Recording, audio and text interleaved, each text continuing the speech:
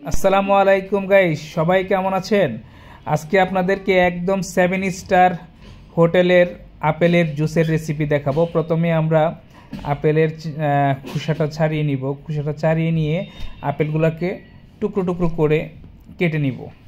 আপেলগুলোকে টুকরো টুকরো করে কেটে আমরা একটা ব্লেন্ডার মেশিন বা মিক্সার মেশিনের মধ্যে আপেলগুলো দিয়ে দিব। আমি একটা আর একটার হাফ আপেল নিয়েছি। তারপরে স্বাদ মতো চিনি দিব। যে যেরকম মিষ্টি যদি কেউ বেশি পছন্দ করেন তাহলে চিনির পরিমাণটা একটু বেশি দিবেন। তারপরে দিবেন হলো ফুল ক্রিম। ফুল ক্রিম যদি যেমন আমি 1 চামচ ফুল ক্রিম দিয়েছি, আপনারা চাইলে এটা একটু কম বেশি দিতে পারেন। তারপরে আপনার দুধটাকে আপনার ভালো করে জ্বালিয়ে পরিমাণটা মনে করেন যে 1 কেজি দুধ নিলে মোটামুটি হাফ কেজির মতো নিয়ে আসতে হবে, অর্ধেক। তো নিয়ে আমরা ব্লাইন্ডারে এই জিনিসটাকে সুন্দর করে পেস্ট করে নিয়েছি। বাস, এবার আপনারা কিছু যদি ঠান্ডা খেতে চান, ঠান্ডা হলে জিনিসটা ভালো লাগে আর কি।